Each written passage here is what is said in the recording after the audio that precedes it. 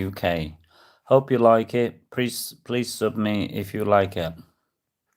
Chapter 45, Don't Shoot. The noise brought Charlie back to earth like a deflated balloon, and the bullies stood as if they had been zapped with a frozen gun, as they looked on at grinning Bob with frightened awe.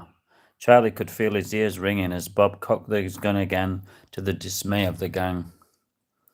Move, shouted Bob as the birds flew from the trees in fear, and the boys scarpered without looking back, and just leaving Bob with the thankful but uncomfortable looking Charlie and Tinker. They looked at each other and they didn't know what to say or do. Thanks, said Tinker, taking charge. What are you doing round here? Bob said.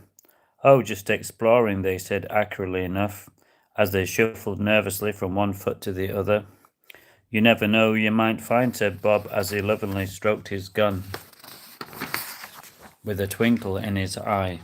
That's true, said Charlie, as he nervously peered down the barrel of the gun. He couldn't help himself. Well, time's a wasting, said Bob, and he sauntered off in the opposite direction, but not before looking back a little too long. They didn't look back, but they listened to his footfall on the leaves as they echoed away in the distance. I'm glad he saved us, said Tinker, but I'm glad he's gone too, he said, and Charlie nodded in agreement. He seemed to be popping up everywhere we go, said Tinker. Like a bad penny, he added, and a cold shiver ran through him. We'll have to keep an eye on him, he said tensely, and Charlie nodded in agreement as they went further into the darkening woods. Bob continued in the opposite direction, muttering to himself as he rumbled through the woods like a wounded buffalo. He couldn't understand why they didn't like him. Yes, his nose was big and out of joint like a boxer's, and his teeth were as yellow as faded newspaper, but they could give him a chance, he thought bitterly. After all, he hadn't just saved their bacon, he thought with a chuckle, amazed at his own wit. A squirrel ran out in front of him, and it gave him a wary look. Bob steadied his rifle, and he cocked the trigger.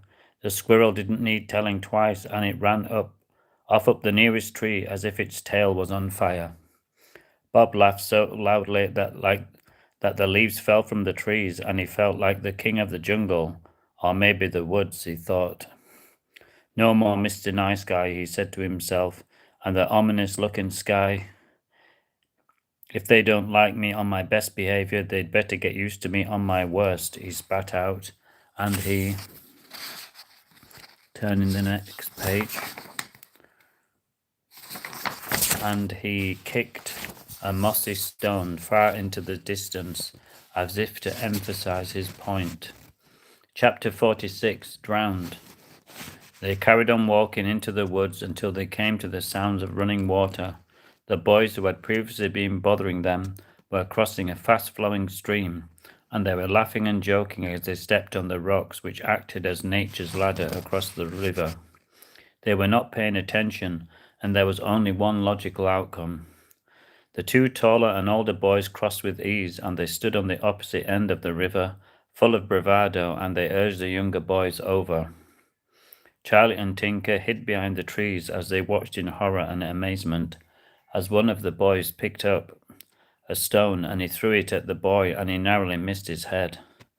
The boy wobbled like he was wearing the wrong size shoes, and time seemed to stand still as he teetered on the edge like a drunken trapeze artist. And Tinker and Charlie held their breath, but not for long. They couldn't cry out as they didn't want to be discovered. Finally, the boy fell with a splash, and for some reason, the boys around him seemed to find it funny, but not for long as they witnessed him flapping his arms wildly and bobbing up and down under the water. He was in trouble. He won't last long with all his clothes on, said Tinker, as he exchanged worried looks with Charlie.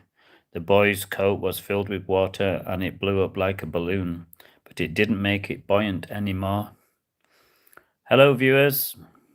Help, shouted the boy in between gasps for air as he went under the cold, freezing water as if he was being pulled by an invisible rope.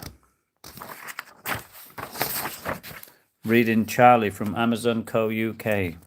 His face was white and a look of panic was filling his eyes like ink. His so-called friends were now looking like cowards as he tried to make a decision whether to help or not. Two of the boys ran off, but the other one grabbed a fallen branch and it dipped into the water like a straw.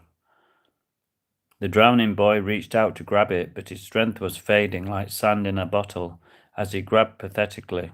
It was obvious that the boy under the water was so weak that he couldn't grasp the oar with any real strength, and it was slipping through his fingers like he was trying to catch an eel with his bare hands.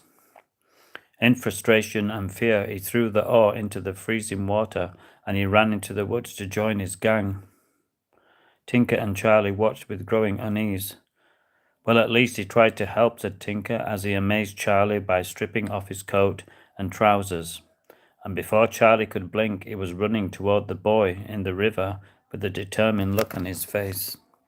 Charlie watched, stunned and feeling a little guilty as he swam towards the stricken boy like Tarzan. If only I could do that, thought Charlie, but he wasn't a good swimmer and he hated being cold more than anything in the world. He longed to be brave like Spider-Man, but something was stopping him and he didn't know what it was. Tinker cruised towards the boy like a submarine, and it was obvious that nothing was going to stop him, and Charlie could see a flicker of hope in the boy's eyes.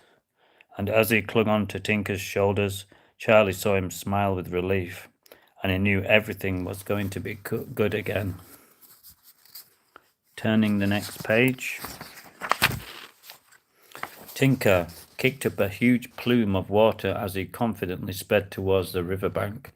The boy stood on the bank, shivering but grateful. "Thanks," he said between quivering lips. Tinker was smiling, and he seemed totally unconcerned about the cold and the water dripping from him. It was like he was melting. Tinker went over to his bag and he whipped out a towel and he threw it to the grateful boy. "Thanks," he said again, but this time he was smiling. Charlie didn't know what to do with himself and he felt guilty. He wished that he could have gone in, but he wasn't sure if Spider-Man was a good swimmer, his alter ego, but he knew that he was fearless, just like himself wished to be. As soon as the boy had dried himself, he said an awkward goodbye, and he ran back to his gang, but not without a quick, half-embarrassed thank you. "Well, that was something," said Tinker. "Yeah, I think he'll drop his gang in the future when he grows up," said Charlie somewhat naively.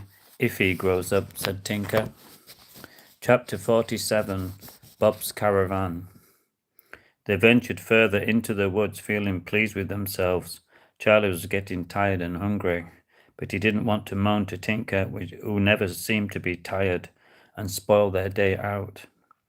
After about half an hour of walking, they spotted thick black smoke in the distance. It was curling like a snake into the sky. "Maybe someone is camping out here," said Tinker enthusiastically, but Charlie was not so enthusiastic, as he'd had enough shocks for one day. They pushed through the trees and then they came to a clearing, and before them was a tatty-looking caravan. The smoke was coming from a battered-looking dustbin which seemed to be burning for no apparent reason. Tinker walked over and he picked up a stick and he moved the smouldering coals and the ash around, and more smoke filled the sky like a grim warning. "Be careful," said Charlie, starting to panic that someone may come as he watched the faded caravan door and he dreaded opening it. Hello, viewers. His imagination was running away with him, and he didn't expect someone meek and mild to be opening the door. He expected someone 6'5" with a snarling dog who wasn't keen on trespassers. Little did he know that it was Bob's place, and they were lucky that he was out. Tinker grew bored playing with the smoking stick, and he walked over to the window bravely, and he wiped away the cobwebs and the thick layers of dust as he peered inside. All that he could see was a green, dusty-looking armchair, old newspapers strewn all over the place, and a crate of beer in the corner. Unfortunately, he also saw a shotgun, and it looked like it couldn't wait to be fired. Tinker gulped, but he decided to keep his thoughts to himself. Luckily, he was sure that the owner wasn't in, and the last thing that he wanted to do was to get on the wrong side of someone with a gun. Charlie was getting restless and worried. "I think we should go," he said, and he was getting cold and hungry. He wanted to go home badly. He could almost smell his mum's cooking in his mind, and it was making his stomach rumble like the Niagara Falls. Next page coming up. Oh dear, oh dear. 78. He was just about to tell Tinker that he was ready to go when he heard footsteps crashing through the brambles, and he could see a familiar figure through the trees. It was Bob. "Hello, viewers." "Quick, hide," said Charlie, and Tinker ran back as they scrambled behind a wide oak tree. It was a perfect cover. Bob had a scowl on his face as usual. He'd had an argument with the shopkeeper, who had implied as politely as possible that Bob was smelly. It wasn't a smart move. As all of the out customers were looking down their noses at him, and one thing which Bob hated more than anything in the world was to be looked down on. The anger throbbed in his chest, piston-like, and he could feel himself overheating, and the red mist rose and threatened to engulf him and anyone in his path. Hope you liked it, Charlie, by Jason William Lee on Amazon Co. UK. Please sub me if you liked it.